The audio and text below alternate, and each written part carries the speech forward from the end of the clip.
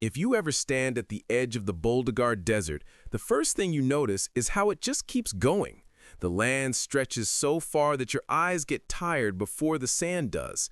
It's like the world forgot to draw a line where it should stop. The dunes rise and fall like frozen waves, glowing gold in the morning and turning silver at night. It looks peaceful, but the peace hides a stubborn kind of power. The air here moves slowly, like it's half asleep. When the wind blows, it carries the smell of dust and sun. It doesn't roar, it whispers. Sometimes you can almost believe the wind is talking to itself, telling old secrets it picked up 1,000 years ago. And when it stops, the silence feels heavier than sound. The sun is a full-time worker in this place. It shines like it's trying to prove a point. People joke that the sun in Boulder doesn't rise, it attacks. The ground gets so hot that even the shadows look for shade. But still, people live here. They walk through this endless heat, wrapped in long cloths to keep out the sun, moving slowly but never stopping. They have done it for generations. They don't fight the desert, they travel with it. Every footprint in the sand tells a small story. Some belong to travelers, some to herders, and some to the women who carry water jars that look almost as heavy as hope. These are the daughters of the desert, quiet, strong, and always moving. The desert has tried its best to wear them down, but they learned to walk softly enough that even the wind respects them. Before there were maps or roads, this land already belonged to the people of Boulder. Their stories say the desert was once a sea, and the dunes are the waves that forgot how to move. Maybe that's true, or maybe it's just a nice way to explain a hard life. Either way, the people learned that you can't control the desert, you just listen to it. They call it Mother Sand, not because she's gentle, but because she teaches lessons that last forever. At night, the world changes. The heat fades and the stars come out in numbers so huge it feels like someone spilled light across the sky. You could lie on your back for hours watching them. The air cools, the wind slows, and the desert finally rests. In small camps, fires glow softly while families sit close. Mothers tell their children old tales of sand spirits and brave ancestors. The voices mix with the crackle of firewood until the stories sound like part of the desert itself. The ground is never still here. Dunes shift while you sleep. A path that was clear yesterday can disappear by morning. The people joke that the desert changes its hair every night just to keep travelers guessing. But that's the beauty of it. Nothing ever truly stays, yet life goes on. Tents are made of tents that can be packed up when the wind changes. Homes are built not on stone, but on memory. And somehow, that's enough. When the sun returns, mirages shimmer in the distance, lakes that vanish as you walk closer. The Boulder girls don't fall for them. They grew up learning that not everything shiny is real. They laugh about it and say the desert just likes to play tricks when it's bored. Even in its harshness, the desert has a sense of humor. Life here runs on rhythm, not rush. People wake early, before the sun climbs too high. They gather water, bake flat bread on hot stones, and tend to their animals. The women hum while they work, songs that drift through the air like soft threads holding the day together. Their hands are always busy, but their hearts stay calm. If patience was gold, every woman in Boulder would be richer than the dunes. Children play in the sand near the tents, making shapes that vanish with the wind. When a little girl trips, her mother doesn't rush over. She simply smiles and says, "Get up, little dune, the desert is watching." And she does, brushing the sand from her knees, already learning the art of endurance. There's no rush in the desert because everything here moves on its own time. The people have learned to wait. They don't count days with clocks.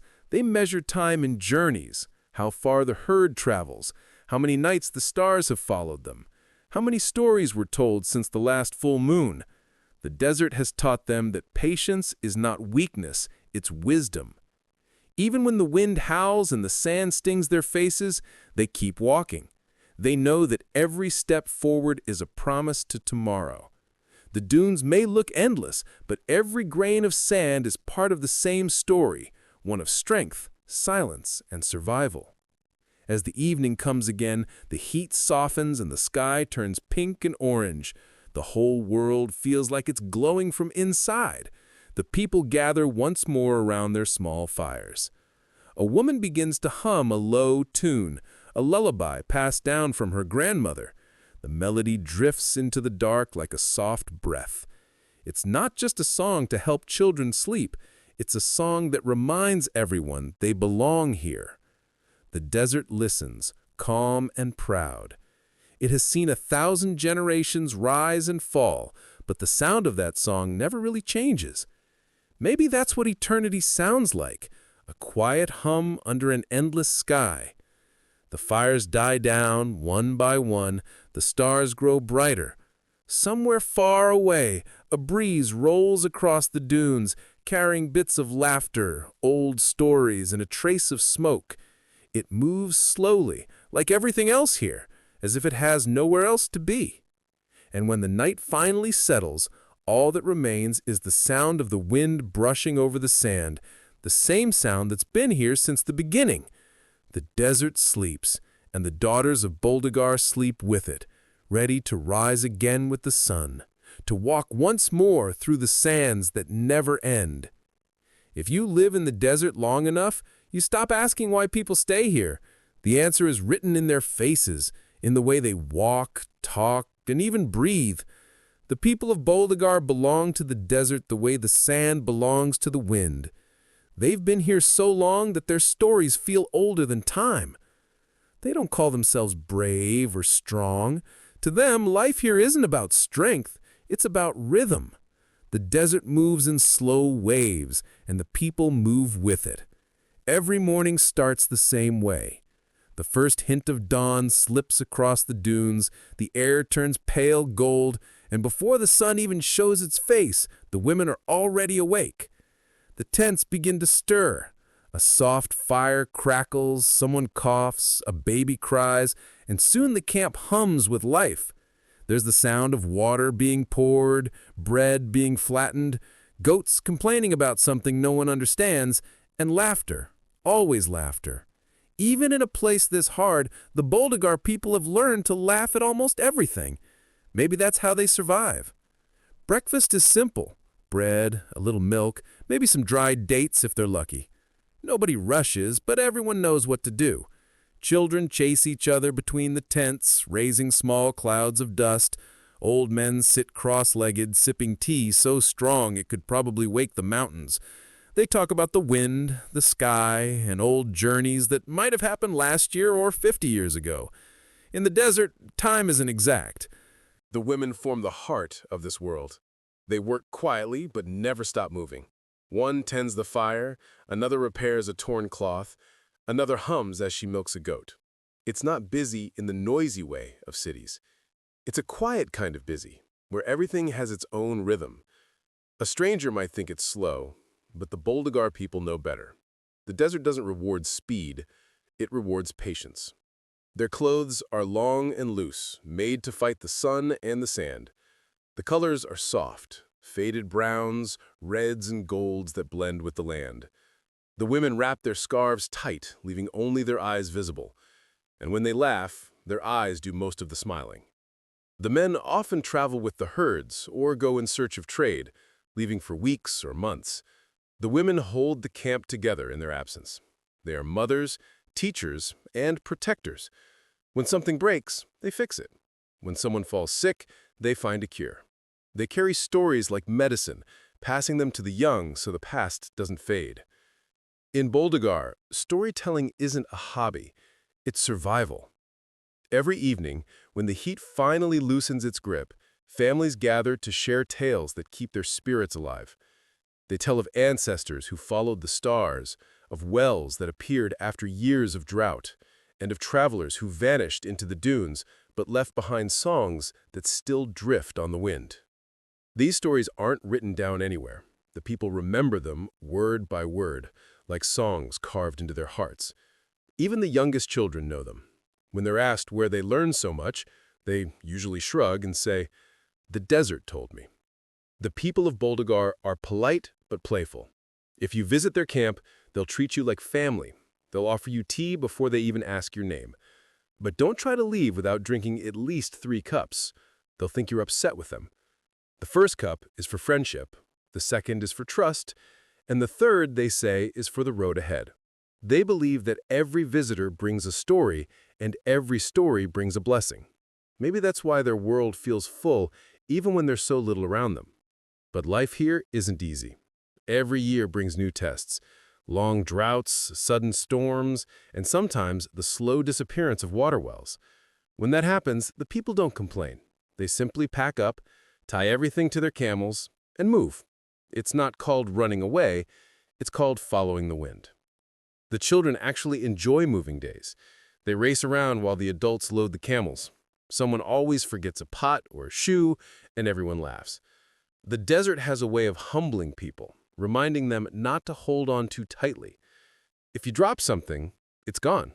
The desert doesn't give back what it takes, unless it wants to. The people here have learned that home isn't a place, it's each other. When they reach a new spot, they set up their tents, light a fire, and within an hour, it feels like they've always been there. A few rugs on the ground, a pot of tea, and suddenly, it's home again. Sometimes, travelers from far lands cross their paths. Merchants, explorers, or wanderers chasing stories. They're often surprised by how gentle and calm the Boldagar people are. Some expect hardship to make people bitter, but here it seems to do the opposite. The desert has polished their hearts the way wind polishes stone, leaving them smooth, quiet, and strong. When the sun drops behind the dunes, the sky turns into a painting of colors. Orange, purple, and gold, blending like a dream. Everyone pauses for a moment to watch. Even the goats seem to stare. Then the stars appear, one by one, like someone sprinkling light from a hidden jar. Dinner is simple but warm. Lentils, bread, maybe some dried meat if it's been a lucky week. The fire crackles, faces glow in the soft light, and the night begins to settle. Someone tells a story, another hums an old tune, and soon the whole camp feels like one heartbeat. Before sleep, the desert quiets again. The wind softens, and the fire fades to embers. The people lie down on woven mats, wrapped in thin blankets, and let the stars watch over them. Somewhere, a child whispers a question to her mother. Will the desert always be here? Her mother smiles and says, as long as we are. And that's the truth of Boldagar. The people and the desert are one. They shape each other. The sand gives them stories, and they give it meaning. Tomorrow, the same rhythm will begin again. The same footsteps, the same laughter, the same sky. The people of Boldagar will rise before the sun, light their fires, and carry on. Because that's what they've always done.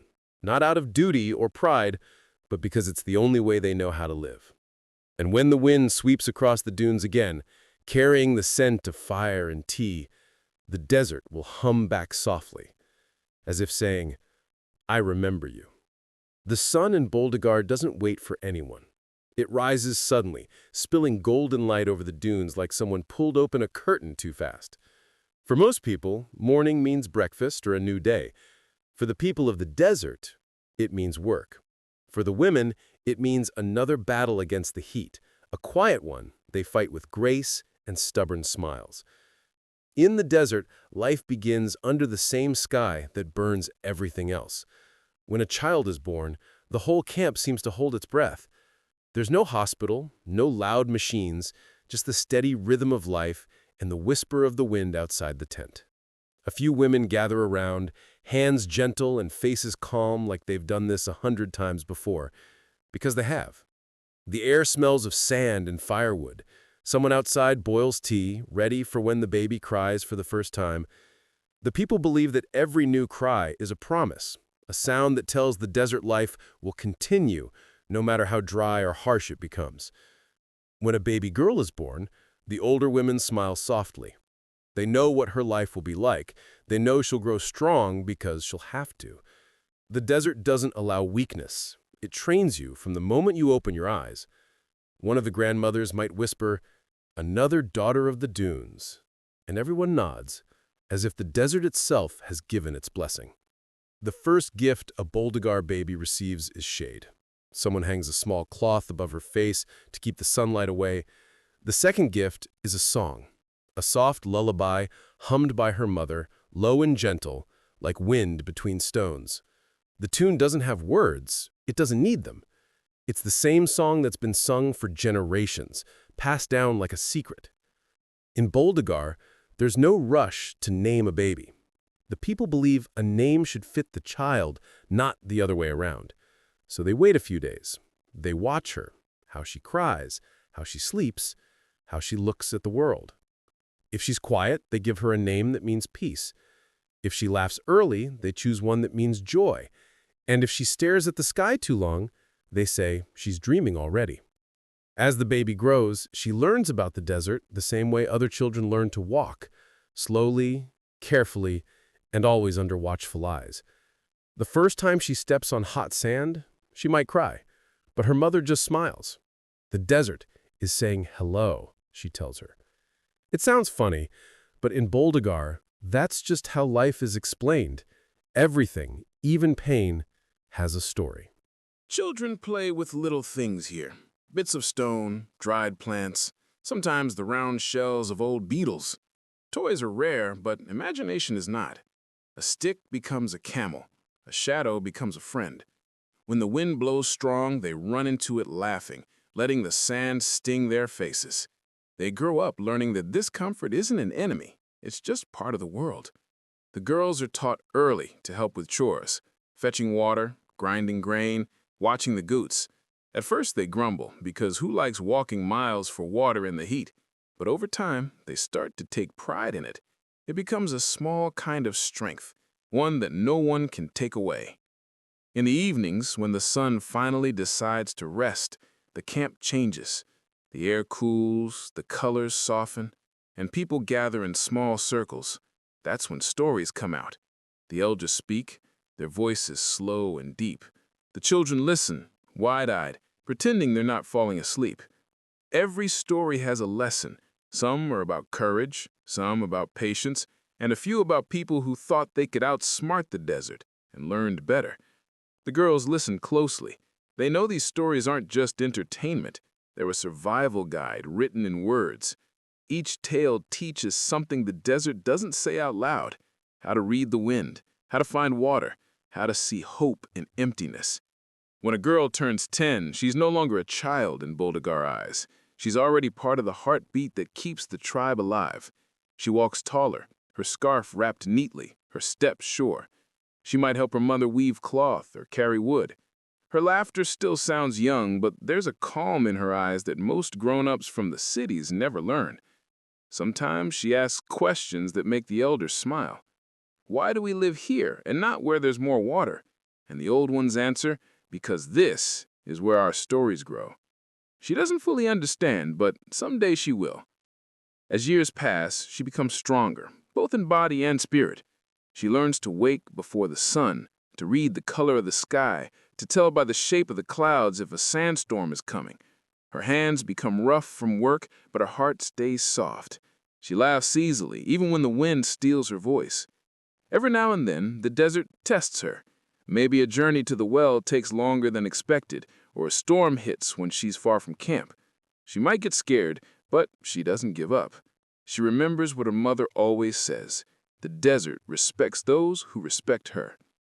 There are days when she sits quietly, watching the dunes move in the distance. The sand flows like water, and she wonders if it ever gets tired. Maybe it does, but like her, it keeps going anyway. That's the secret the desert and its daughters share. They both endure without complaint. At night, as she lies under the stars, the world feels endless and close at once. She listens to the soft breathing of her family, the faint bleating of goats, the whisper of the wind brushing the tent walls. She feels small, but also safe. The same sky that holds 1,000 stars also holds her dreams. The next morning, when the sun climbs over the dunes again, she wakes to another day that looks exactly like the last. And somehow, that's comforting. The rhythm never changes. And in that rhythm, there's peace. She ties her scarf, picks up her jug, and steps out into the golden light. The sand is warm beneath her feet, and the wind greets her with a small push, as if saying, "Welcome back."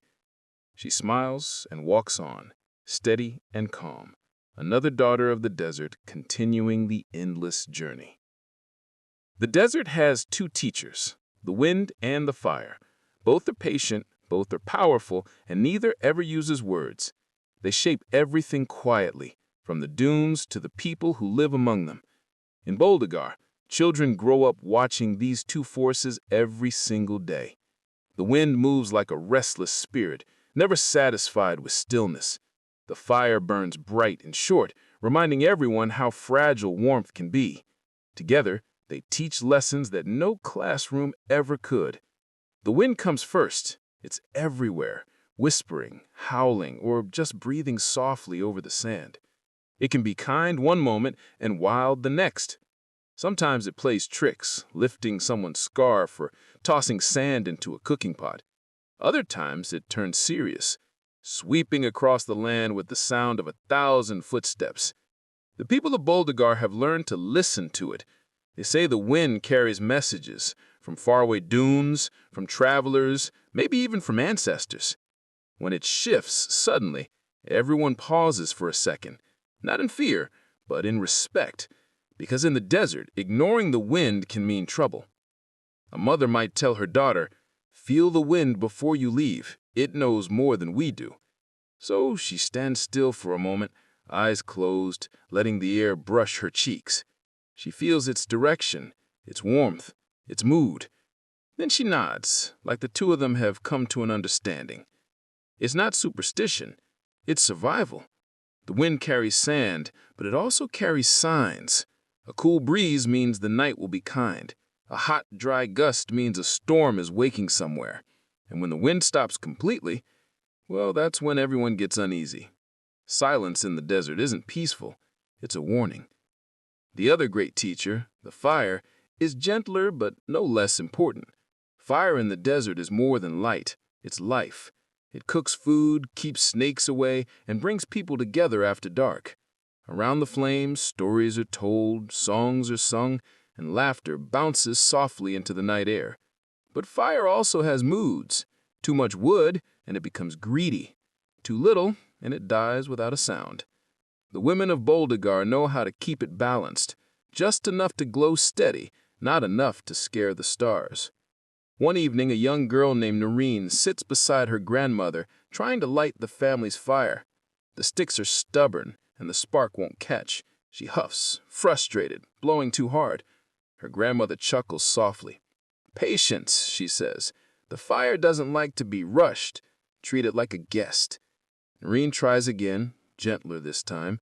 The spark flickers, then grows, and finally a small flame stands up proudly. The old woman smiles. "See? It listens when you respect it." It's a small moment, but one that stays with Narration for life. Because in Boldagar, every little act is a lesson. Lighting a fire, fetching water, even folding cloth, they all teach you something deeper, something the desert wants you to understand. The girls learn that the wind and fire aren't enemies. They balance each other. The wind tests, the fire comforts. One pushes you forward, the other reminds you to rest. Together, they shape not just the land, but the spirit of everyone who lives there. Sometimes when the wind gets wild, the fires go out early. The people stay quiet in their tents, listening to the storm sing outside. It sounds angry, but also alive, like the desert is speaking in its loudest voice. The children hide under blankets, pretending they're brave. Their mothers hum softly to calm them, songs that sound older than time. When the storm finally passes, everything is covered in fresh waves of sand. The world looks new again, as if the desert has wiped the slate clean overnight. People step out slowly, brushing dust off their shoulders and laughing in relief. Someone always jokes, "The wind redecorated again." That humor, quiet and steady, is another secret weapon of the Boldagar people. They've learned that laughter makes the hard days lighter. Even when water is low or the sun feels cruel, someone will find a reason to smile. It's not denial, it's courage in disguise. Fire returns next. Someone lights it again, and the camp glows warm against the fading daylight. The smell of tea fills the air, mixed with the sound of crackling wood. The same wind that once raged now swirls gently around the camp, as if apologizing for the chaos. The elders say that's how life works here. Peace and storm, calm and chaos, always taking turns. The trick isn't to fight them, it's to dance with them. In the distance, dunes shimmer like waves frozen mid-motion. The wind draws new shapes in the sand, erasing old paths and creating new ones. The desert doesn't keep memories, it keeps lessons. Narration sits again by the fire that night, watching its flames rise and fall. She thinks about the wind, about how it can scatter everything one moment and clear the sky the next. She realizes the two forces are not just part of the desert, they are part of her. She pokes the fire with a stick and smiles. "You're both the same," she whispers. "Hard to handle, but impossible to live without." In the distance, dunes shimmer like waves frozen mid-motion. The wind draws new shapes in the sand, erasing old paths and creating new ones. The desert doesn't keep memories, it keeps lessons. Narration sits again by the fire that night, watching its flames rise and fall. She thinks about the wind, about how it can scatter everything one moment and clear the sky the next. She realizes the two forces are not just part of the desert, they are part of her. She pokes the fire with a stick and smiles. "You're both the same," she whispers. "Hard to handle, but impossible to live without." The night deepens, and stars spill across the sky like silver dust. The wind quiets down, maybe listening. The fire hums softly, painting small golden lights on everyone's faces. It's peaceful, in that timeless Boldagar way. Tomorrow the lessons will start again. The wind will test, the fire will guide, and the desert will watch. The daughters of Boldagar will wake early, ready to face another day, steady as ever, strong as always. Because here, every sunrise is both a challenge and a blessing. The desert doesn't promise comfort, but it always gives meaning. And for the daughters of the dunes, that's more than enough. In the desert, water isn't just water. It's a secret, a reward, and sometimes a miracle. People in cities turn a tap and barely notice the sound. But in Boldagar, every drop has a story, and every sip feels like a blessing. The hunt for water begins before the sun is even awake. The air is still cool, and the world feels half asleep. A small group of women walks quietly, clay pots balanced on their heads, the light from dawn just brushing the dunes. They move with purpose, steady, graceful, like they've done this all their lives. They're not just fetching water, they're keeping the tribe alive. The nearest well is miles away, and the path to it shifts every few days because the wind keeps changing the face of the desert. There's no clear road, no signpost, just instinct and memory. The women know the way by heart, using the shape of distant hills, the feel of the ground beneath their feet, and sometimes the flight of birds. The youngest among them always walk a little faster at first, eager to prove themselves. The older ones smile and call out, "Save your breath, the well's not going anywhere." The girls laugh, slow down a bit, and fall into rhythm with the group. As they walk, the sound of their chatter mixes with the wind. They talk about small things, who got a new scarf, whose goat keeps escaping, what dream someone had last night.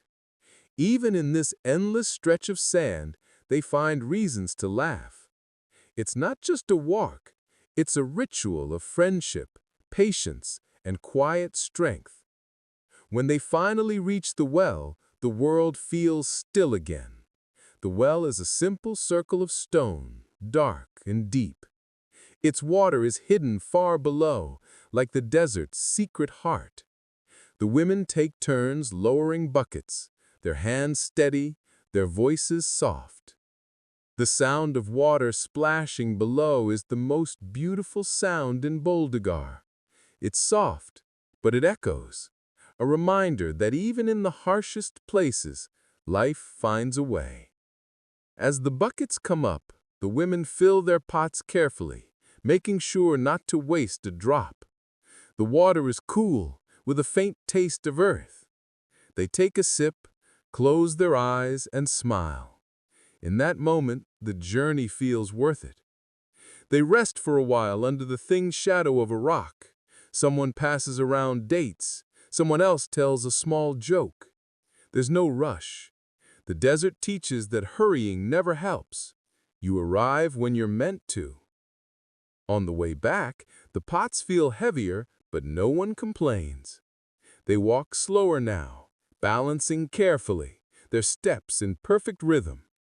The youngest one stumbles once, and her friend catches her before she falls. "See," she says with a grin, "the water's testing you." When they return to the camp, the children come running, eager to help. They dip their hands in the pots, splash a little on their faces, and giggle at the coolness. The older women pretend to scold them, but can't help smiling. After all, who can blame anyone for wanting to touch something so rare?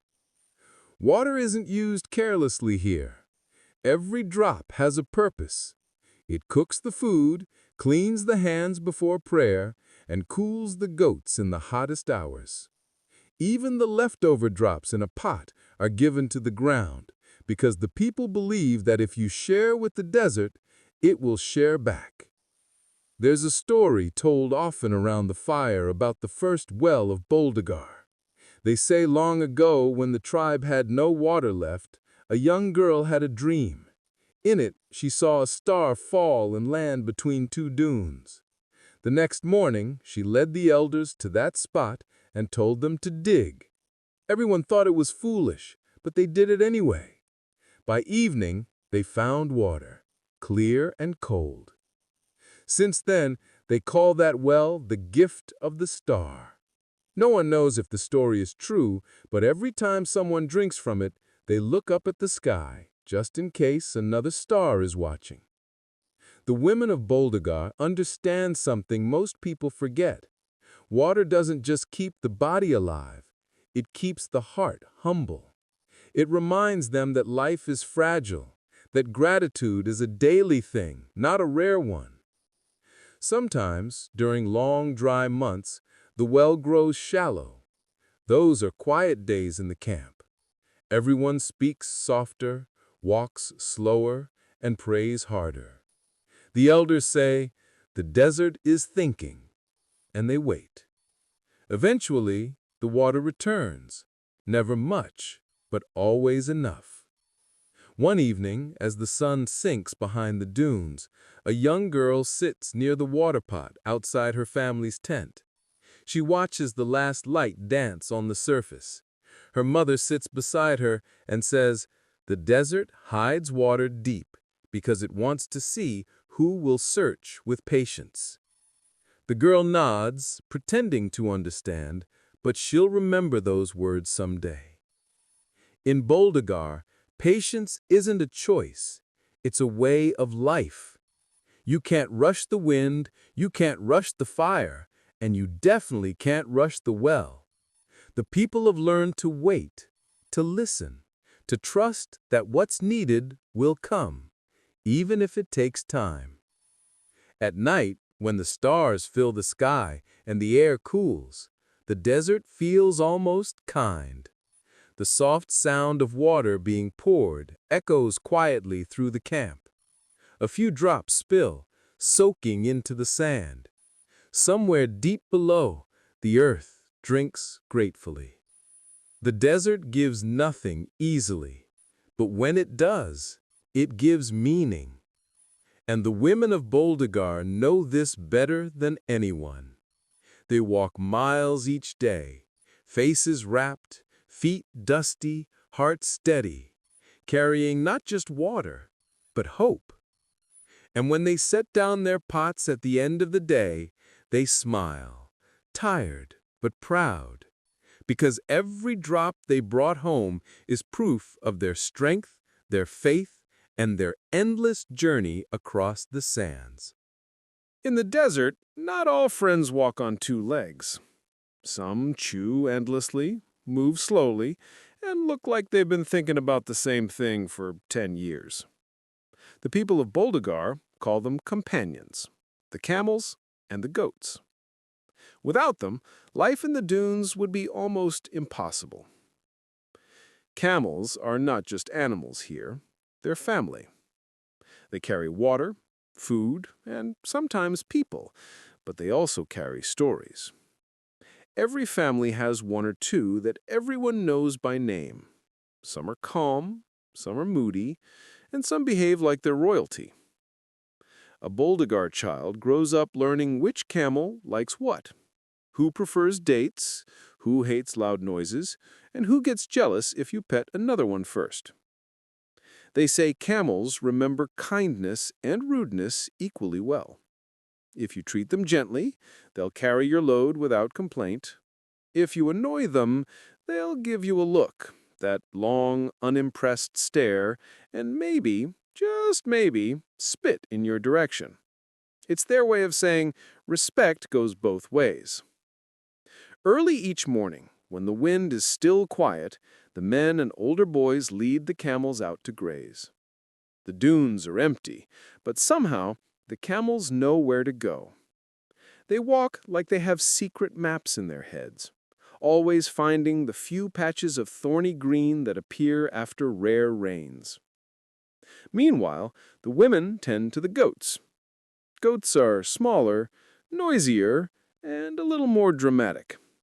They bleat at everything: hunger, heat, boredom, or just the joy of existing. But they're precious too. Their milk keeps children strong, and their wool turns into warm cloth for the cold desert nights. A girl named Rasha often sits near the goat pen, watching them jump and argue with each other. She laughs as one small goat tries to climb a rock, fails, and then blames the rock with an angry bleat. "You sound like my brother," she jokes softly. The goats ignore her, still busy being goats. Every few days, the girls take the goats to graze near the dunes. They sit under a small tree, if they can find one, spinning wool and chatting. The goats wander nearby, exploring, sometimes eating things they shouldn't. One goat once tried chewing on a shoe. That was a funny day.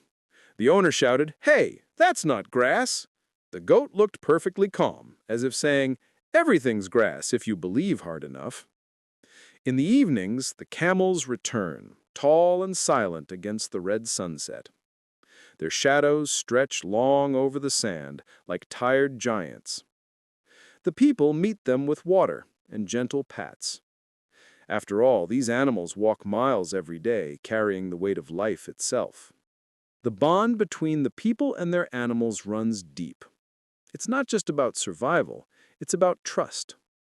When a sandstorm comes, the camels kneel close to the ground, shielding the people with their bodies. When the wind is harsh, the goats huddle together, keeping the camp warm with their closeness. A traveler once asked an old Boldagar man, "Why do your people treat animals like family?" The old man smiled and said, "Because in this desert, they are the only ones who never lie." There's wisdom in that. Animals in the desert don't pretend. They show hunger, fear, and joy openly. Watching them teaches patience and honesty, things the desert values most. Children in Boldagar grow up learning to understand animals before they learn to read. They know which sound means hunger, which means danger, and which means "I found something interesting." A goat running in circles usually means nothing serious. But if the camels all turn their heads in the same direction, it's time to pay attention. Something's coming. Sometimes a camel gives birth during the cool season, and the whole camp celebrates quietly. The newborn is small, all knees and confusion, wobbling around while everyone cheers. Kids run to see, giggling as the baby tries to stand for the first time. The mothers remind them to stay gentle. It's learning to walk in a world made of sand, they say. Give it time. As the days pass, the young camel grows stronger. The people give it a name, usually something hopeful, like Sahara, meaning dawn, or Nimra, meaning light. Because in the desert, every new life feels like sunrise after a long night. Goats, on the other hand, are not nearly as graceful. They'll trip over things, get tangled in ropes, or wander into tents like they own the place. But no one gets truly angry. Their silliness brings laughter, and laughter in Boldagar is as valuable as water. At night, the camp grows quiet. The goats settle near the tents, the camels kneel in the sand, and the people sit by their fires, the smell of milk tea drifting through the cool air. Somewhere in the distance, a camel groans, that deep, funny sound that seems to come from its soul. Someone chuckles softly. Even they are tired, they say. But deep down, everyone knows the camels and goats are more than animals. They're proof that life can adapt to anything. They carry not only goods and milk, but the spirit of endurance. They move slow, they complain sometimes, but they always move forward, just like their human companions. Before sleep, a little girl whispers to her favorite goat, "Good night." The goat, half asleep, makes a noise that could mean anything, or maybe everything. It's a small, peaceful sound that blends perfectly with the quiet desert night.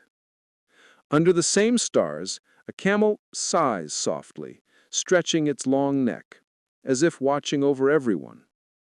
The dunes shimmer faintly in the moonlight, and for a moment, it feels like the whole desert is breathing together. People, animals, and sand, all part of one endless rhythm. In Boldagar, that's what family means.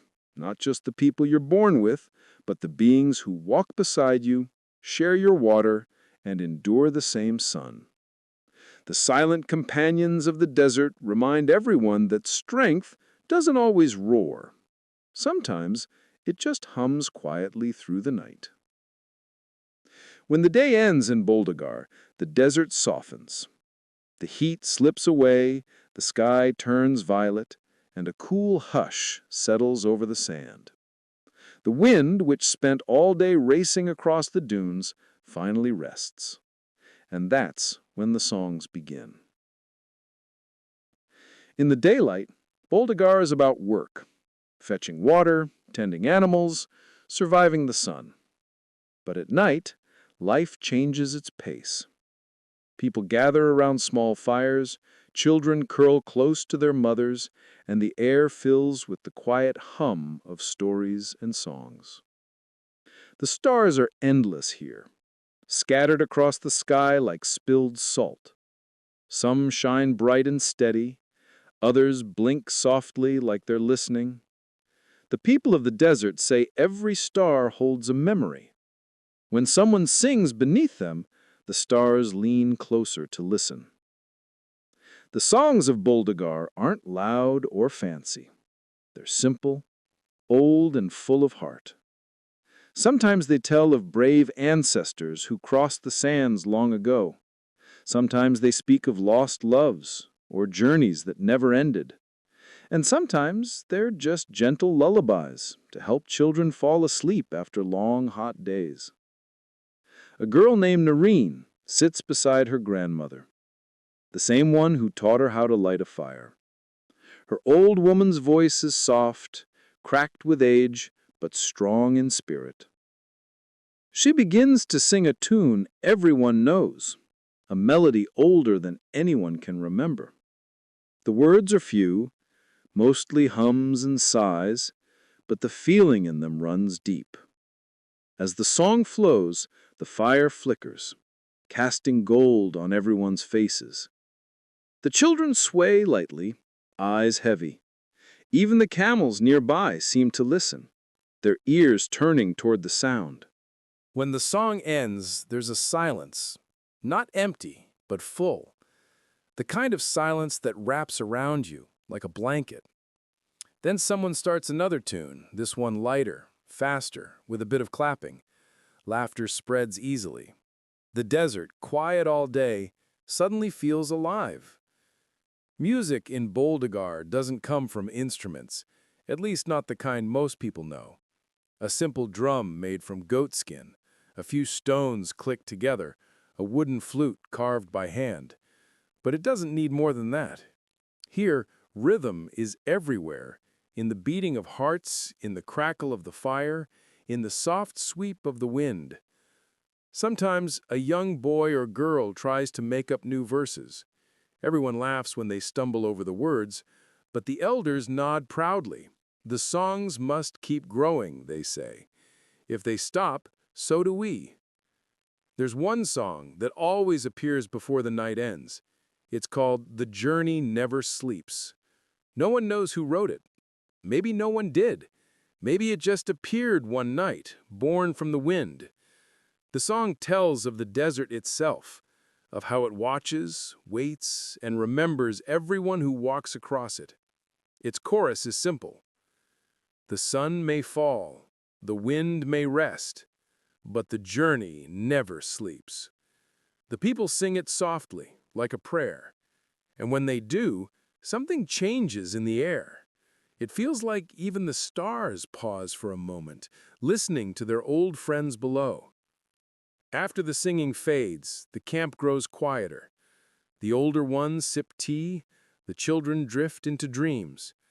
The only sounds left are the whisper of the wind and the soft breathing of the goats nearby. But the songs don't disappear. They live on in the sand. The next morning, when someone walks out early, they might hear a faint echo of last night's melody carried on the breeze. The desert, it seems, remembers everything that is sung to it. For the people of Boldagar, music is not just for celebration, it's for survival. When days are long and the sun feels endless, they hum to themselves while working. When storms rage, they sing softly to keep fear away. The songs remind them that they're part of something bigger, a story still being told. Even travelers who visit the camp for a night always remember the songs. One once said, "It feels like the stars themselves are singing with you." The Boldagar elders just smiled.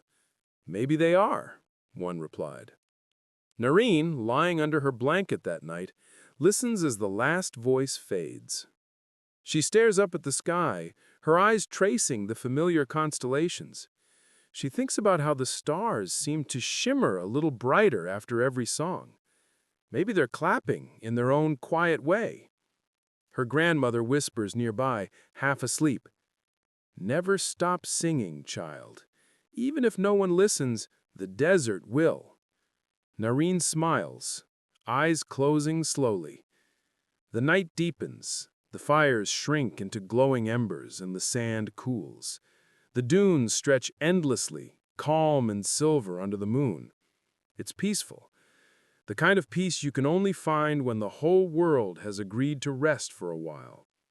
Far away, a breeze moves through the dunes, carrying a single note of song.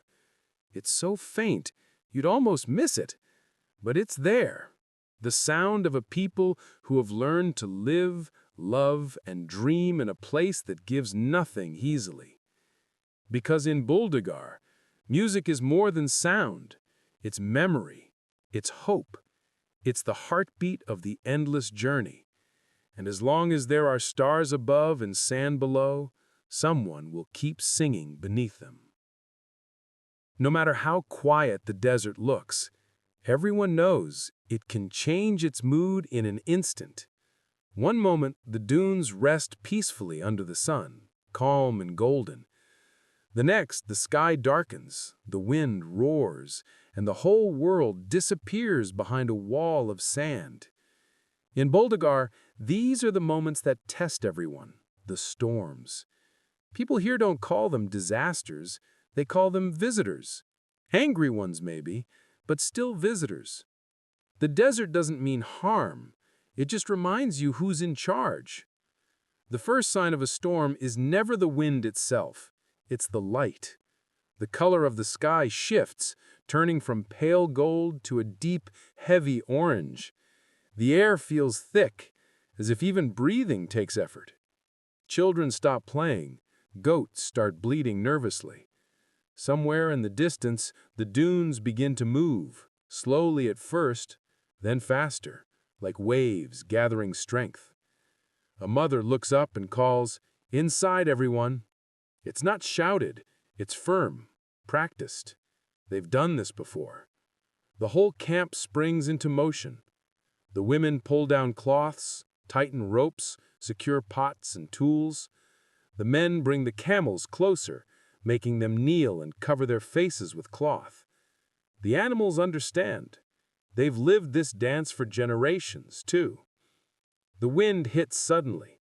It howls like a living thing, throwing sand into the air until the world turns white gold and blurry. You can't see more than a few steps ahead. The tents shudder, ropes creak, and the desert becomes a roaring sea. Inside the tents, it's dim and warm. Everyone sits close, wrapped in blankets. The children hide their faces in their mothers' laps. The sound outside is wild, like drums of thunder made of sand. But no one panics. They've learned that fear doesn't help. The best way to survive a storm is to wait, breathe, and trust that it will pass. An old woman hums softly, the same tune she always sings during storms. It's not to fight the noise, it's to give it rhythm. "Let it blow," she whispers. "Let it clean the sky." Outside, the wind does exactly that.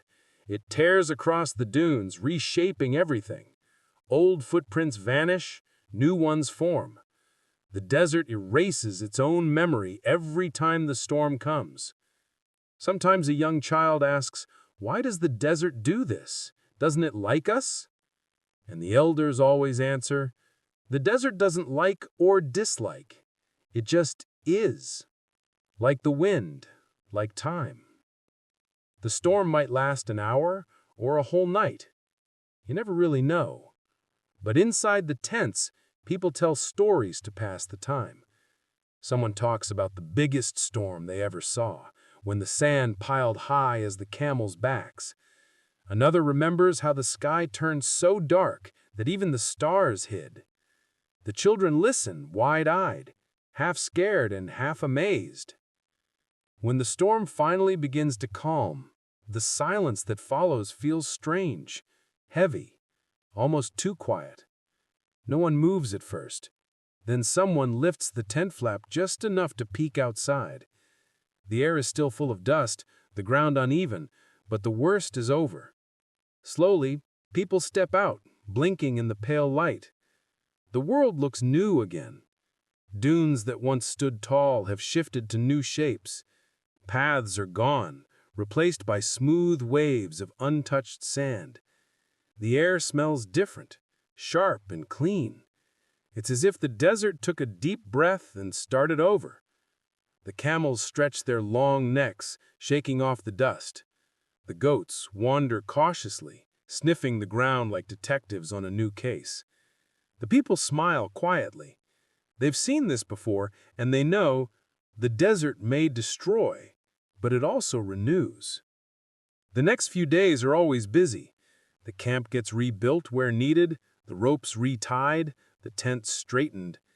It's tiring work, but no one complains. "Storms don't ruin us," an older one said. "They remind us how strong we are." Children find strange treasures left behind by the wind. Smooth stones, bits of old pottery, sometimes a feather from a faraway bird. They treat each find like magic, proof that the storm carries stories from places unseen. One evening, as the sun sets over the freshly carved dunes, Narration sits beside her grandmother again. They watch the sky turn calm and gold. "Will it come back?" she asks. "Always," her grandmother says, "but so will we." That's the truth of Boldagar. Storms come and go, but the people stay. Every time the desert tries to erase them, they write their story again in new footprints. There's a quiet power in that. Most people think of strength as loud, as shouting against the world. But here, strength is quieter. It's the patience to wait through the wind, the courage to rebuild, the faith that calm always follows chaos. At night, when the stars return, the air feels cooler, clearer. The dunes shine silver under the moon, smooth and unbroken. Somewhere the faint echo of wind still hums, soft and distant. It sounds almost like a lullaby. The people sleep peacefully, knowing tomorrow the desert will look different again. But that's okay. Change is the only promise the sand ever makes, and they've learned to live with that promise beautifully. In Boldagar, storms aren't something to fear. They're just another part of the journey, harsh, unpredictable, and strangely beautiful. Each one teaches something new, that nothing stays the same, that even destruction can bring renewal, and that silence after chaos is the sweetest sound in the world. As the last grains of sand settle, the desert becomes still once more, endless, vast, and waiting. The daughters of the dunes wake early, step outside and look at the horizon with quiet pride. Another storm has passed, and they are still here. The endless journey continues. Morning in Boldagar begins with light, soft at first, then bright enough to paint every dune in gold. The storm is long gone now, and the air feels lighter, cooler. The smell of tea drifts through the camp as fires crackle back to life. But today isn't just another day of chores. Today is market day. The desert market isn't in one place. It moves, like the people themselves. Some days it sets up near a dry riverbed, other times by an old well or between two tall dunes. There's no map, no signboard, just word of mouth and memory. Follow the sound, the elders say. You'll hear the market before you see it. And they're right. From far away you can already catch it, laughter, chatter, the clinking of pots and the low hum of bargaining voices. For people who live where silence rules most days, the market feels like a festival. As Narration and her grandmother walk toward it, the sand crunches softly under their feet. The horizon shimmers with heat, but in the distance, bright colors appear, fabrics, tents, flags fluttering in the wind. The smell of roasted grains, spices, and sweet dates fills the air. The market is small, but it feels alive. Every tent is a tiny world of its own. One sells bright scarves dyed with desert flowers. Another has clay pots lined neatly, each one hand-shaped and sun-baked. There's a man selling perfumes made from crushed herbs, and a woman selling silver jewelry that glitters like moonlight. It's not a quiet place, but it's not chaotic either.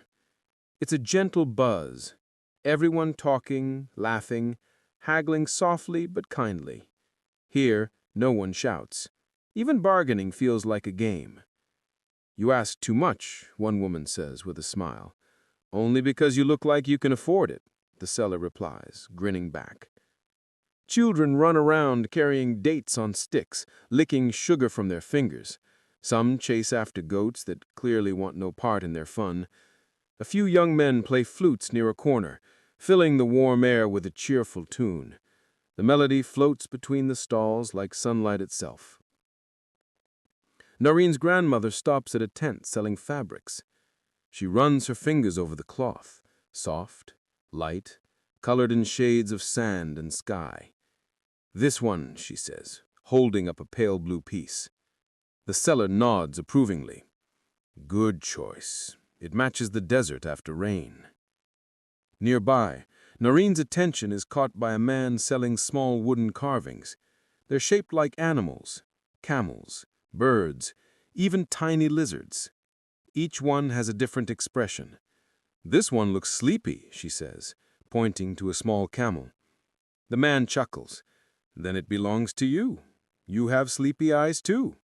She laughs, embarrassed but pleased, and her grandmother buys it for her. The market is more than a place to buy and sell. It's where stories are traded too.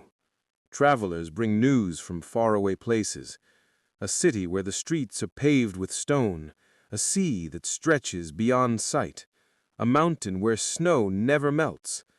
The people of Boldigar listen wide-eyed, half believing, half dreaming. Sometimes, people from different tribes meet here for the first time in months.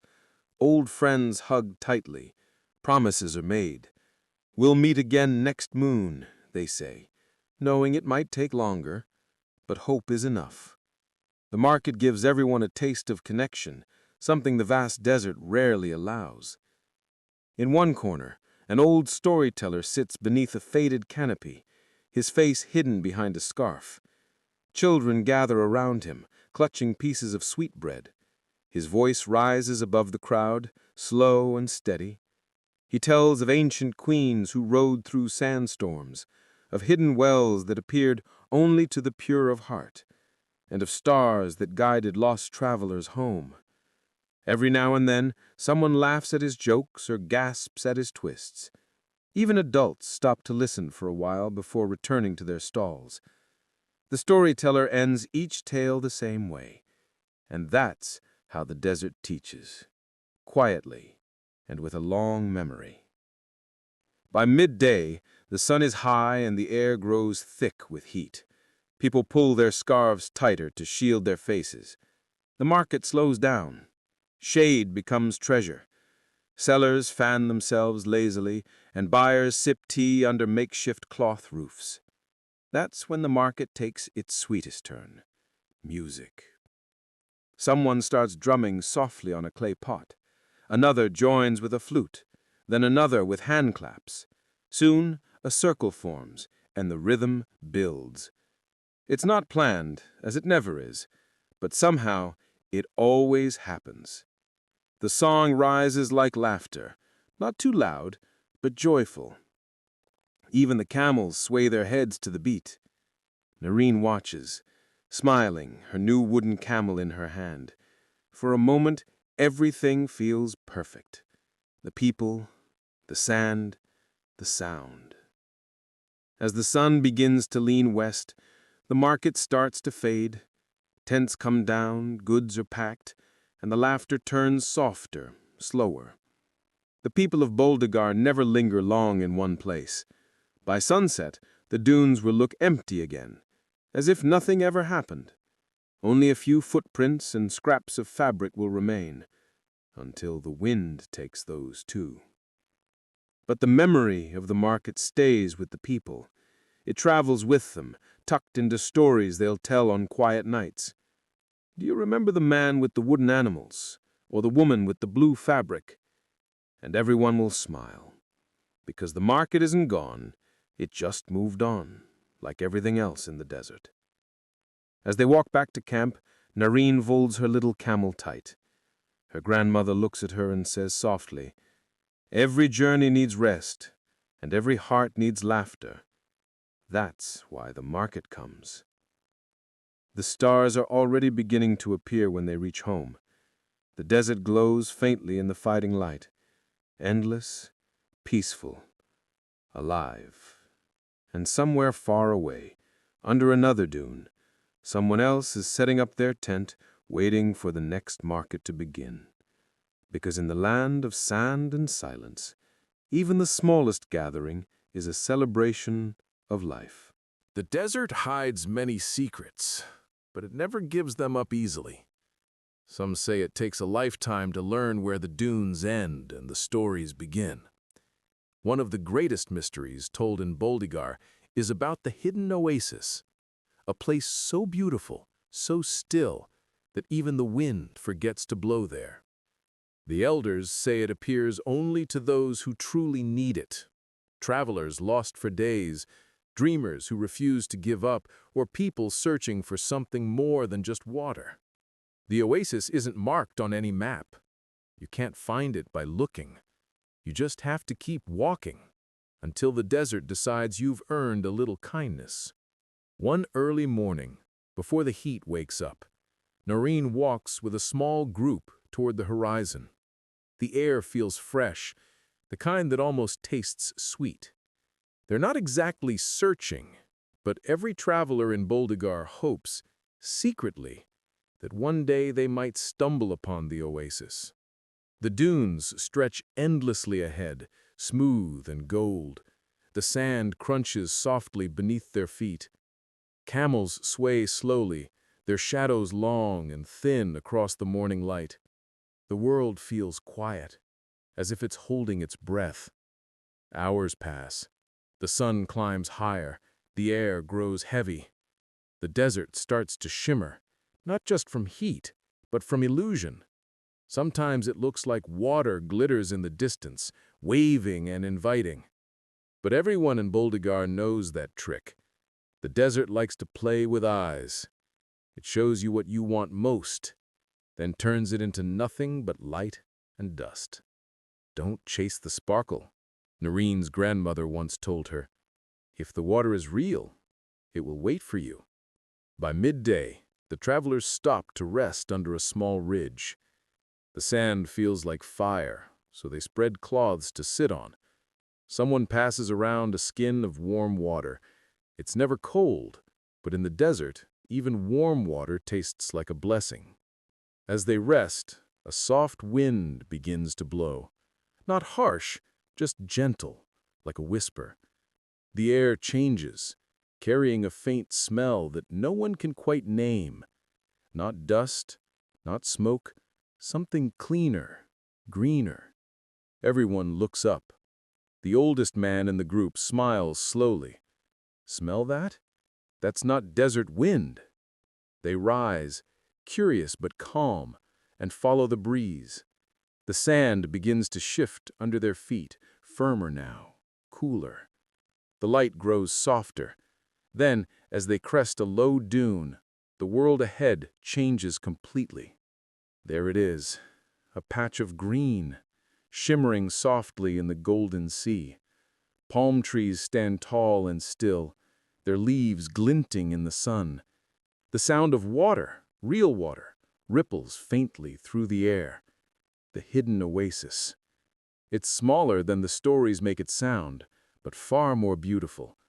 A single pool of clear water sits in the center, surrounded by stones, smooth as glass. Tiny birds flit between branches. A few desert flowers bloom near the edge, their colors bright against the pale sand. For a long moment, no one speaks. It feels wrong to break the silence of a place like this. Even the wind has gone quiet, as if listening.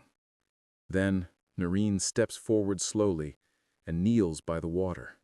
She touches it carefully, half afraid it might vanish. But it's cool and real, rippling beneath her fingers. She laughs softly, the sound echoing gently across the pool. The others join her, filling their flasks, washing the sand from their faces. They sit beneath the palms, eating dates and bread, letting the shade wrap around them like a soft blanket. For a moment, it feels like time has stopped. The old man leans back against a rock and says, "Now you know why the desert hides this place. If everyone could find it, they'd never leave." Narine looks around. The air is full of quiet beauty. The reflection of the sky and the pool makes it look endless. She says, "It feels like the world forgot to hurry here."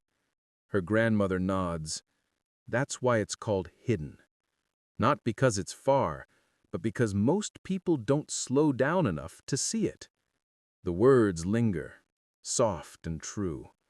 They spend the afternoon resting, refilling their strength. No one wants to leave, but everyone knows the desert doesn't allow guests for long. The oasis is a kindness, not a home. Before they go, Narine takes a small, smooth stone from the edge of the pool. Not as a souvenir, that would feel wrong, but as a reminder. She holds it gently, promising silently to return one day, if the desert allows it. As they walk away, the breeze returns, warm again, pushing gently at their backs. When they look behind, the oasis already seems smaller, half hidden by the dunes. By nightfall, it will vanish completely, blending back into the desert's endless folds. But something stays with them, a quiet peace, a memory of stillness, the kind that keeps you company even when the sand starts to roar again. That night, back in camp, Narration holds the smooth stone in her hand. It's cool, just like the water was. Her grandmother sits nearby, humming softly. "Do you think we'll ever find it again?" Narration asks. Her grandmother smiles. "Maybe. Or maybe it will find us. Either way, it's there. Some things don't need to be seen to be real." Outside, the stars shimmer across the dark sky. The desert stretches endlessly in every direction, wide, wild, and full of secrets. Somewhere out there, beyond the dunes and the silence, the hidden oasis waits, not lost, just patient. And for the people of Boldagar, that's enough. Because sometimes the most beautiful places aren't the ones we search for. They're the ones we stumble upon when we stop rushing and start listening. Long before Narration was born, Boldagar had a queen. Not a ruler of palaces and armies, but of people and patience. Her name has been whispered through generations, never written down, as if the desert itself wanted to keep her story safe. The people call her simply the Queen of the Dunes. She wasn't a queen of gold or silk. Her crown was the sun, her throne the sand. But in her time, she brought peace to tribes that had forgotten how to share the same wind. They say her gift wasn't power or wealth, it was understanding. She could listen to the silence and somehow hear what it meant. The story goes that one day, long ago, the queen walked alone into the desert. No guards, no servants, no camels, just her shadow, and the endless sand. The people worried she'd lost her way or her mind, but she said, "A ruler must know the land that rules her back." For 7 days, she wandered beneath the burning sun. She drank little, spoke even less, and listened to the voice of the wind. On the 7th night, she reached a place no one had ever seen, a valley of white sand that shimmered under the moon like snow. There, the wind grew quiet, and she heard a sound like soft water. Following it, she found the hidden oasis, the same one Narration and her grandmother would find generations later. But back then, it was untouched, wild, and glowing faintly in the starlight. The queen knelt by the water and said, "You are the heart of this desert." She dipped her hand in the pool and made a promise that as long as her people lived with respect, the desert would never truly turn against them. In return, the legend says, the desert gave her a gift, a single crystal of glass-clear sand shining like frozen sunlight. The queen carried it back and placed it in a small clay jar in the center of her camp. From that day forward, no matter how harsh the storms grew, Boldagar always endured. Now, centuries later, the queen is gone, but her story lingers like a scent in the wind. Children in Boldagar grow up hearing about her, the woman who spoke to the desert and earned its friendship. One evening, Narration sits with her grandmother as the sky blushes pink with sunset. The old woman traces a line in the sand and says, "Do you know the story of the queen's gift?" Narration nods. They say she left behind the stone that glows at night. Her grandmother smiles softly. "Yes, but it's not about the stone. It's about what it means. The gift isn't magic, it's a reminder that the desert gives back what you give to it. The campfire crackles. Around them, the desert hums with quiet life, crickets, distant wind, the faint bleat of a goat. Narration leans closer, eyes bright. Do you think the stone is still here? The old woman gazes toward the horizon, where the dunes melt into darkness. Maybe, or maybe it was never a stone at all. Maybe the real gift was the lesson she left behind, to walk with care and listen before you speak. The idea lingers in Narain's heart long after her grandmother falls asleep. She looks at the stars and imagines the queen walking beneath them, calm and brave, her footsteps swallowed by the sand. What kind of person must she have been to face the desert alone and come back smiling? In the following days, Narration starts paying attention in small ways. The way her grandmother always thanks the fire before putting it out. The way her mother sprinkles a few drops of water on the sand before drinking as an offering. These are tiny acts, almost invisible, but they're all echoes of the Queen's lesson, to live gently. One afternoon, while gathering dry wood near the edge of camp, Narration spots something glinting half buried in the sand. At first, she thinks it's just a shard of glass, but when she brushes it off, it shines brighter, clear as water, smooth as stone. She holds it up, and for a moment, the sunlight passes through it, scattering tiny rainbows on her hands. Her heart races. Could it be? She runs back to her grandmother, the little crystal wrapped in cloth. The old woman studies it carefully. Then she smiles, not surprised, but calm, as if she had been expecting this all along. She said softly, "Maybe it's just glass, or maybe it's something else. Either way, the desert wanted you to find it." They place it in a small wooden bowl inside their tent. That night, under the faint glow of the fire, the stone seemed to shimmer slightly. Not bright, just enough to look alive. Narration watches it, feeling something warm bloom inside her chest.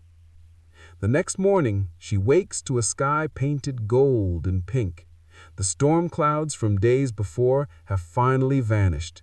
The dunes look fresh, smooth, and full of quiet promise.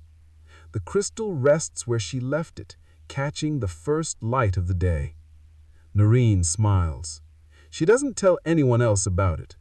Some things are meant to stay between you and the desert. As she steps outside, the wind brushes her face gently, not harsh, not cold, almost affectionate.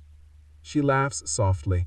"You're welcome," she says, as if replying to something unseen. In Boldagar, stories are not just told, they live. In every grain of sand and every whispered word. The Queen's gift might have been a crystal, or a legend, or simply the courage to walk alone and listen to the silence. Whatever it was, it continues to travel quietly through the generations, carried by people like Narration. And maybe, somewhere out there, the Queen still watches, not as a ghost or a ruler, but as a gentle presence in the wind that cools the skin after a long day. Because in the desert, the greatest gifts aren't the ones you can hold. They're the ones that teach you how to see, how to wait, and how to keep walking, even when all you can see is sand. The people of Boldagar rarely meet strangers.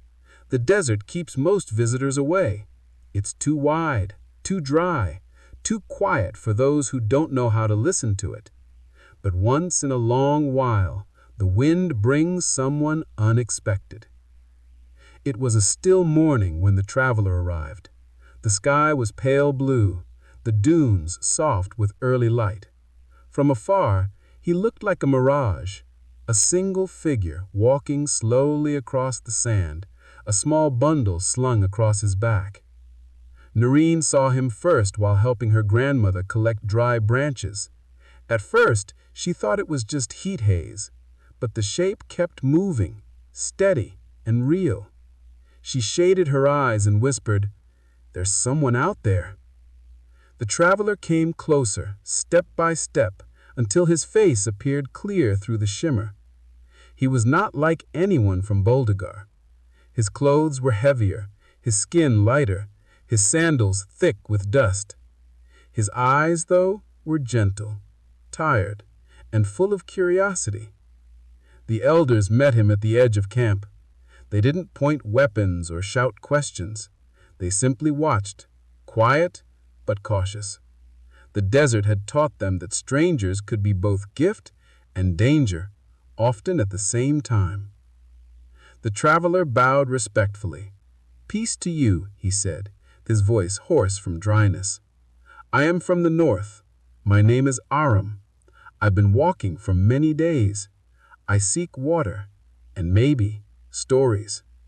That last part made the elders smile.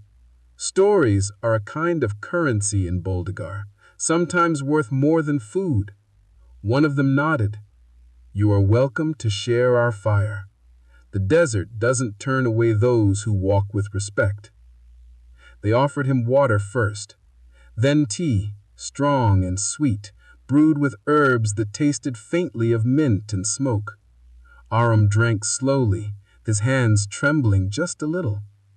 "I thought I'd be lost forever," he said quietly. "Then you found the right place to be found," someone replied with a grin. Laughter rippled through the camp. The tension faded like mist under the sun. Aram spent the day resting under a shade cloth.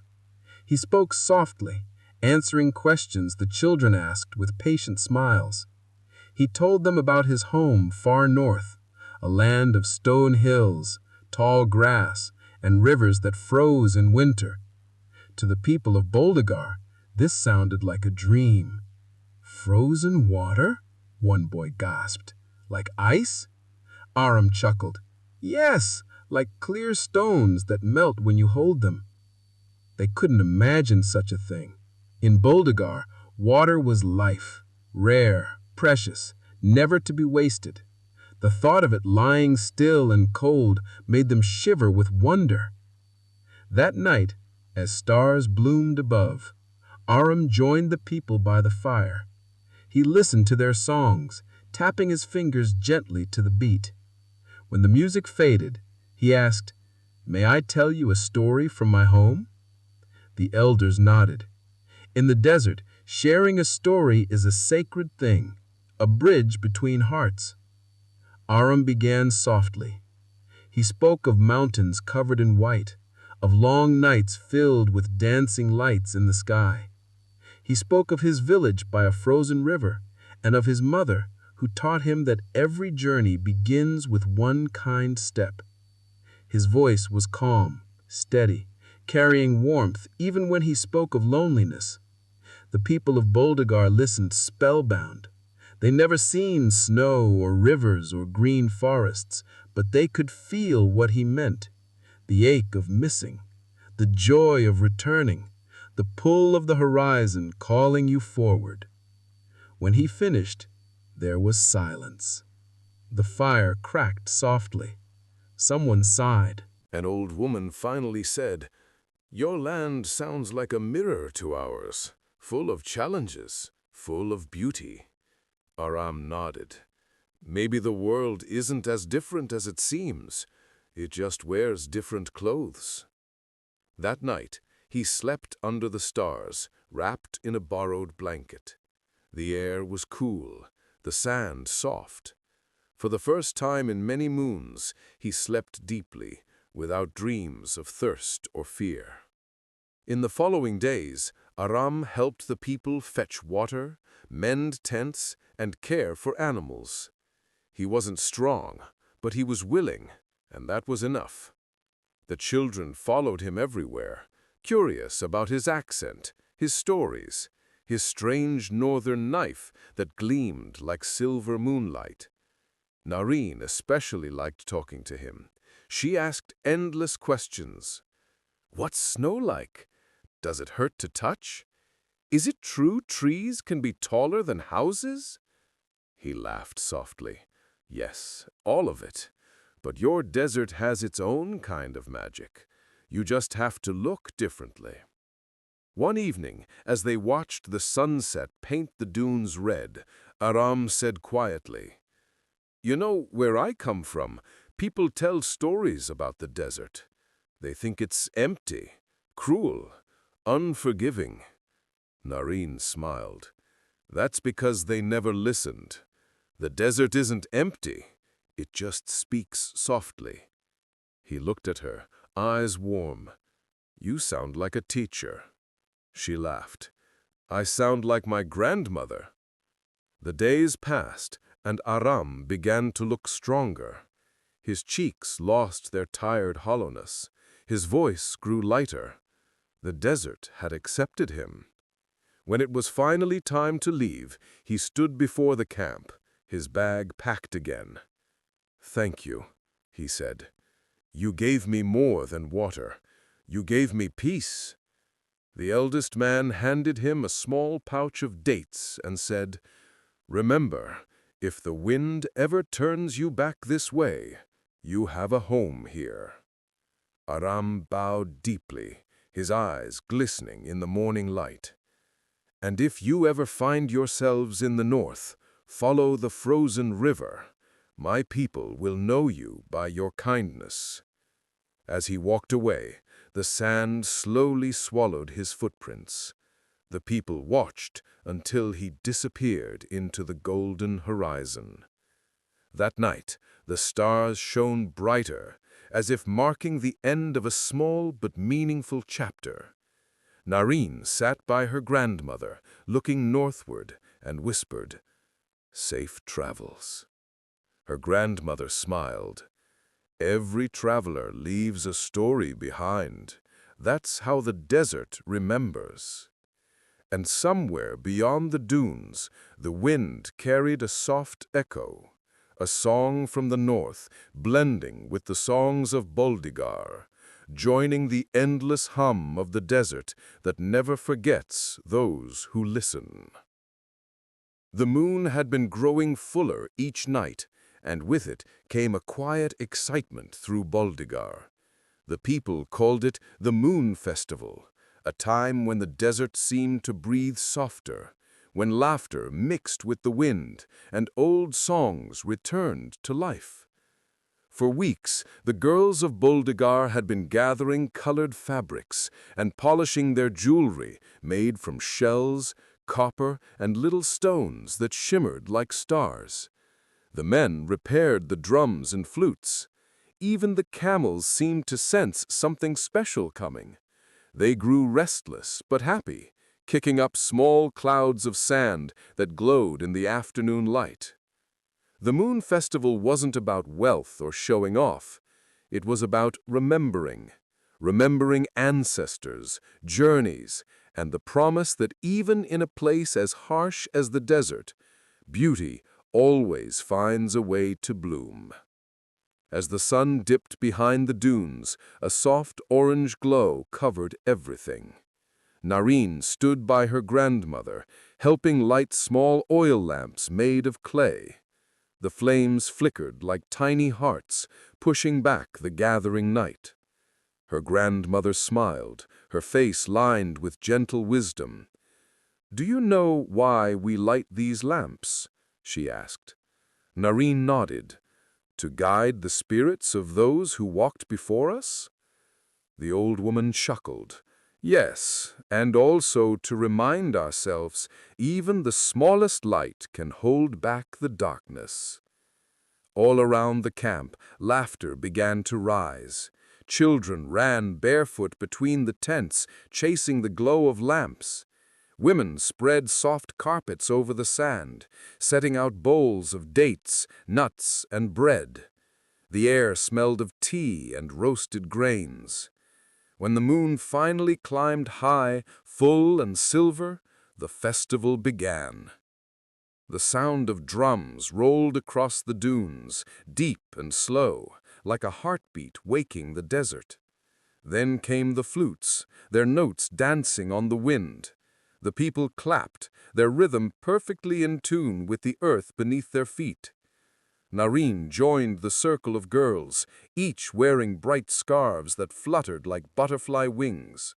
Their movements were graceful but playful, swaying, turning, laughing. The dance told stories of the past, of travelers finding water, of lovers meeting under the moon, of sandstorms overcome and mornings survived. An old man sitting by the fire whispered to a boy beside him, "Listen carefully. Every beat you hear is the sound of Boldigar remembering who we are." As the music built, the desert seemed to come alive. The dunes caught the moonlight and shone like silver waves. The firelight painted faces in shades of gold and red. Even the stars above seemed to sway in rhythm, glittering in silent applause. In one corner, Narine's grandmother sang, her voice soft, weathered but strong. The song spoke of journeys taken long ago, when the first daughters of Boldigar walked across endless dunes, carrying nothing but courage and a dream of home. Aram's story had become part of the night too. Around the fire, people mentioned him fondly. The traveler who brought tales of frozen rivers and snow that sparkled like salt. "Do you think he's still walking?" someone asked. "Of course," another replied with a smile. "Once a traveler, always a traveler. But maybe he carries a piece of Boldigar now. Right here." They tapped their chest gently. As the night deepened, the festival slowed. The little ones fell asleep beside their parents. The older ones whispered secrets under the stars. A quiet peace settled over the camp, the kind of calm that only comes when everyone feels at home. Narine sat with her grandmother, a shawl around her shoulders. "I wish every night was like this," she murmured. Her grandmother smiled softly. "If every night was like this, you wouldn't treasure it.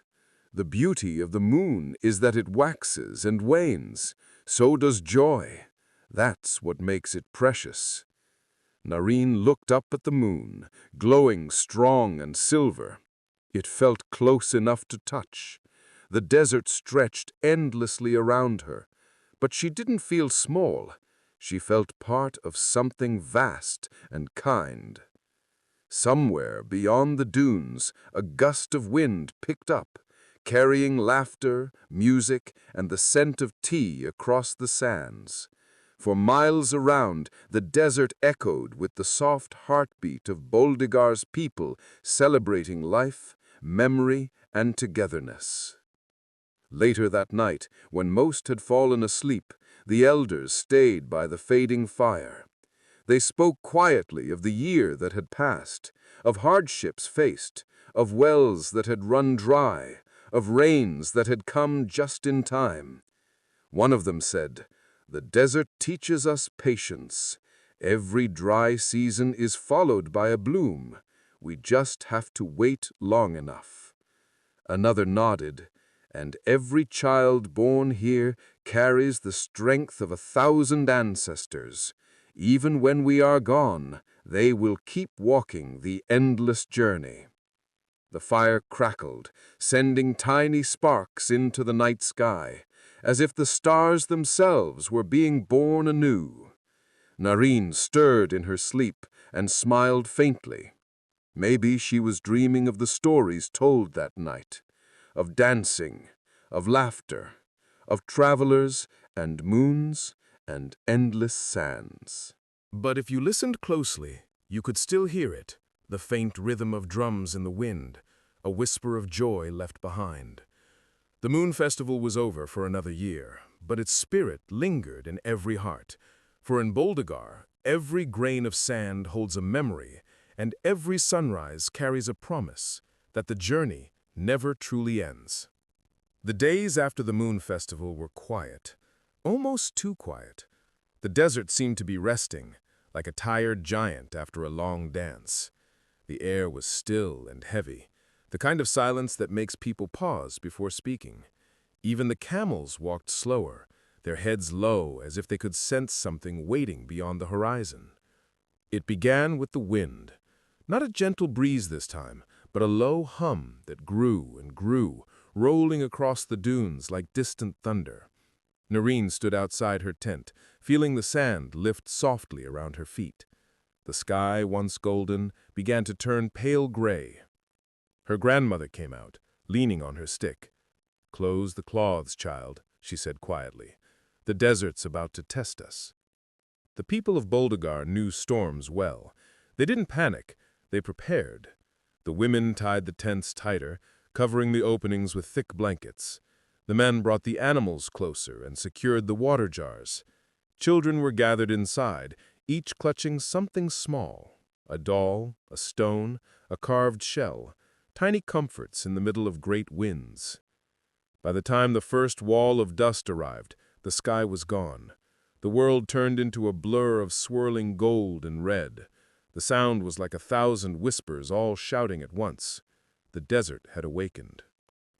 Inside their tent, Narration and her grandmother sat close. The air smelled of dry earth and spice. The wind pushed at the walls like a living thing, trying to find a way in. Narration whispered, "Do you think it will last long?" Her grandmother smiled faintly. "No storm lasts forever, but it always feels like it will." The sand hissed outside. It found its way through the smallest gaps, coating everything in a thin layer of dust. The sound of the wind filled every corner, deep, powerful, endless. It was both frightening and oddly beautiful, like the voice of the desert itself, telling stories too big for human words. Hours passed. Some tents trembled, a few ropes snapped, but no one left their shelter. They simply held on, waiting, breathing in rhythm with the wind. Through it all, the people sang softly, the same melody they had sung during other storms. It wasn't a song of fear, it was a song of strength, a reminder that they'd seen worse, survived worse, and would again. When the storm finally began to fade, it didn't stop suddenly. It left slowly, like a guest who wasn't ready to say goodbye. The wind grew softer, the sky turned from brown to pale blue again. The sun peeked out, weak and shy at first, then glowing stronger. The people stepped out one by one, blinking in the light. The camp looked different, half buried in sand, ropes loose, some pots overturned. But everyone was safe. Narration brushed dust from her hair and laughed softly. "The desert redecorated," she joked. Her grandmother chuckled, tapping her cane on the ground. "It does that now and then." All around them, neighbors greeted each other with tired smiles. They checked the animals, untied the ropes, and began putting things back together. There was no shouting, no anger, just quiet teamwork, the kind born from knowing that survival depends on kindness. As they worked, the children found odd treasures the storm had left behind. Shells polished smooth by the wind, stones that sparkled faintly, bits of pottery uncovered from somewhere deep beneath the dunes. "Look!" one boy shouted, holding up a strange piece of glass. "The desert's gift!" The elders smiled. "Every storm gives and takes," one said. "The trick is to accept both." That evening, when the tents were set right again, a calm peace settled over the camp. The desert was silent once more, as if it too was resting after the chaos it had caused. Narration sat outside with her grandmother, sipping warm tea. The air was cool now, sweet after the dust. The dunes shimmered softly in the setting light, reshaped but still familiar, like old friends wearing new clothes. "Do you ever get tired of the storms?" Narration asked. Her grandmother thought for a moment. "No," she said finally. "They remind us we belong here, but we do not own this place. The desert lets us stay only because we respect it." The words stayed in her heart. She looked at the horizon, endless, golden, peaceful again. She thought of how the wind had howled, how the sand had covered everything, and how, after all that, the world still glowed at sunset. The next morning, life returned to normal. The girls fetched water, the men repaired ropes, and laughter filled the air again. The desert had tested them, but it hadn't broken them. It never did. As Narine helped her grandmother grind grain for bread, she glanced at the dunes and smiled softly. "You can roar all you want," she whispered to the wind. "We're not going anywhere." The wind answered softly, brushing her hair aside, almost like a playful friend. That night, the stars came out bright and countless, shining even clearer after the storm. It was as if the sky had been washed clean. The air felt cool and new. From somewhere far away, a flute began to play. Slow, gentle notes drifting through the dark. People listened in silence, their hearts still steady from the trial they had faced together. The desert had its moods, they all knew that. It could be cruel, then kind, then quiet again. But it was home, and for those who listened, it always had a lesson to share. In the end, the storm hadn't just tested their tents or their patience, it had tested their bond, and they had passed. The dunes might shift, the paths might vanish, but the people of Boldagar remained, unshaken and together, ready for whatever the sands whispered next. The desert wakes slowly. Before the first ray of sun touches the dunes, there's a kind of stillness that feels ancient, like time itself is holding its breath. In Boldagar, that quiet hour is sacred. It's when prayers are whispered, fires are lit, and the people remember who they are. Narine woke early that morning, long before anyone else. The sand outside the tent was cooled beneath her feet, smooth and silent. The sky above was painted in pale shades of pink and gold. She stood for a moment, watching the horizon stretch forever, and felt that familiar pull in her chest, that feeling of belonging to something endless. The storm had passed. The festival had faded, but the rhythm of life continued, steady and simple. The camels groaned softly as they rose. The smell of tea drifted through the air.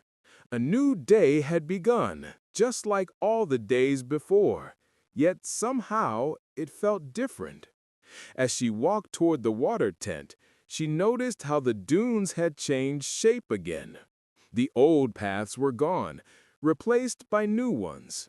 It made her smile. The desert was always rewriting itself, and so were its people. Later, when the sun climbed higher, Narine joined her grandmother under the shade of a cloth roof. The old woman was weaving a new basket, her fingers moving with the same patience she'd carried all her life. "Grandmother," Narine asked softly, "how do you keep walking even when everything changes? The storms, the dunes, the heat? Doesn't it ever feel like too much?" The old woman paused, her eyes still kind but thoughtful. "Ah, child," she said with a small smile, "the desert changes, yes, but that's how it teaches us. You can't fight the wind, you learn to walk with it." She tied the last strand of the basket and held it up. "See this? It's made of many fragile pieces. Alone, they'd break. Together, they hold strong. That's how we are. That's how Boldagar survives." Narine looked at the basket, at the way each strand curved into another, perfectly balanced, and nodded slowly. It was simple, but it felt like a lesson that would last her whole life. Later that afternoon, the elders gathered the people. They wanted to speak about the next journey, a small migration to new grazing grounds a few dunes away. It was something they did every season, following the rhythm of the land. Narine listened as they spoke of routes, wells, and safe resting spots. She realized that every step her people took was part of a much larger dance that had been going on for generations. The same stars that guided her ancestors would guide her too. As the preparations began, the camp filled with gentle chaos, ropes being tied, tents folded, animals loaded. Yet there was laughter in the air, not stress. The people of Boldegard didn't see the journey as work. It was life itself, movement, survival, story. Before they left, Nareen stood once more at the edge of the camp, looking out over the dunes. She remembered Aram, the traveler from the north. She wondered where his path had taken him, and if he ever thought of Boldegar when he saw the moon. Her grandmother came to stand beside her. "Thinking again?" she teased softly. "Grinning, always." The old woman nodded toward the horizon. "That's good. The desert loves dreamers. Just make sure you keep your feet on the sand while your mind walks the stars." When the caravan finally began to move, the sound of bells and laughter filled the air. The camels' feet pressed soft marks into the earth, only for the wind to erase them moments later. But that never mattered. In Boldegar, the journey wasn't about the footprints, it was about the direction of the heart. The sun followed them across the dunes, turning the sand into rivers of gold. Children sang softly, their voices carried by the breeze. Nareen walked near the front, holding her grandmother's hand. With every step, she felt lighter, as if the storm, the struggles, and the endless heat had shaped her into something stronger. When evening came, the caravan stopped near a high ridge. From there, the desert stretched endlessly, glowing under the setting sun.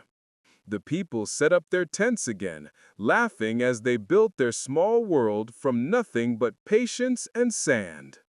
As the first stars appeared, Nareen sat outside, watching the sky shift from gold to violet to deep blue. The air cooled, wrapping around her like silk. Somewhere, a flute played, that same familiar tune, calm and slow. Her grandmother joined her, lowering herself carefully to the ground. "You see, Nareen," she said, "this is why we call it the endless journey. The dunes will always move, the moon will always rise, and we will always walk. But every time we learn something." Nareen smiled. "And what have you learned, grandmother?" The old woman's eyes sparkled. "That peace isn't a place, child. It's the space between the storms. It's the breath you take before the next step." They sat together in silence after that. The stars above them burned brighter, each one like a tiny lamp in the sky, just like the ones they had lit during the moon festival. The wind moved softly, whispering through the dunes like a gentle lullaby. In that moment, the desert didn't feel empty at all.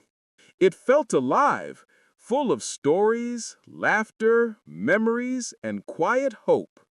And somewhere, far away, maybe beyond 100 dunes, maybe in a land of snow and frozen rivers, a traveler named Aram looked up at the same sky and smiled.